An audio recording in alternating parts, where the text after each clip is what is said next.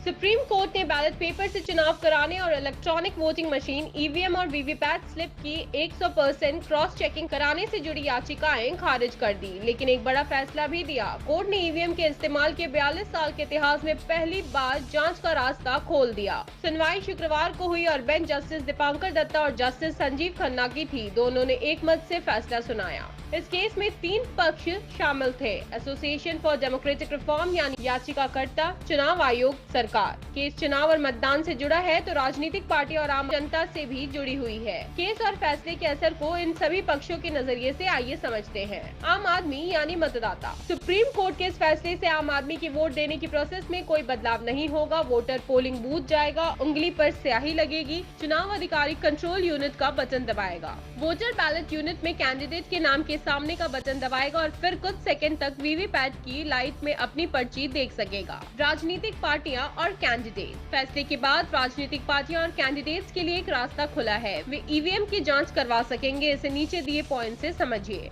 दूसरे या तीसरे नंबर पर आने वाले किसी कैंडिडेट को शक है तो वह रिजल्ट घोषित होने के 7 दिन के भीतर शिकायत कर सकता है। शिकायत के बाद ईवीएम बनाने वाली कंपनी के इंजीनियर्स इसकी जांच करेंगे। किसी भी लोकसभा क्षेत्र में शामिल विधानसभा क्षेत्रवार की टोटल ईवीएम्स में से 5% मशीनों की जांच हो सकेगी। इन 5% ईवीएम्स को शिकायत करने वाला प्रत्याशी या उसका प्रतिनिधि चुनेगा। इस जांच का खर्च कैंडिडेट को ही उठाना होगा। चुनाव आयोग ने बताया, जांच की समय सीमा और खर्च को लेकर जल्द ही जानकारी शेयर की जाएगी। जांच के बाद अगर ये साबित होता है कि ईवीएम से छेड़छाड़ की गई है तो शिकायत करने वाले कैंडिडेट को जांच का पूरा खर्च लौटा दिया जाएगा। याचिकाकर्ता। उनकी सभी याचिकाएं खारिज हो गई, लेकिन ईवीएम की जांच के आदेश से थोड़ी राहत मिली।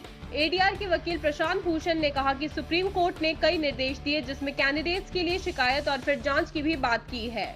इसके बाद सभी याचिकाएं खारिज कर दी गयी। चुनाव आयोग। सुप्रीम कोर्ट ने चुनाव आयोग को 3 निर्देश दिए हैं। सिंबल लोडिंग प्रक्रिया के पूरे होने के बाद उस यूनिट को सील कर दिया जाए। सील की गई यूनिट को 45 दिन के लिए स्ट्रॉन्ग रूम में स्टोर किया जाए। इलेक्ट्रॉनिक मशीन से पेपर स्लिप की गिनती के सुझाव का परीक्षण कीजिए। यह भी देखिए कि क्या चुनाव निशान के अलावा हर पार्टी के लिए बारकोड भी हो सकता है। सरकार। सुप्रीम कोर्ट के फैसले में सरकार के लिए कोई निर्देश नहीं है।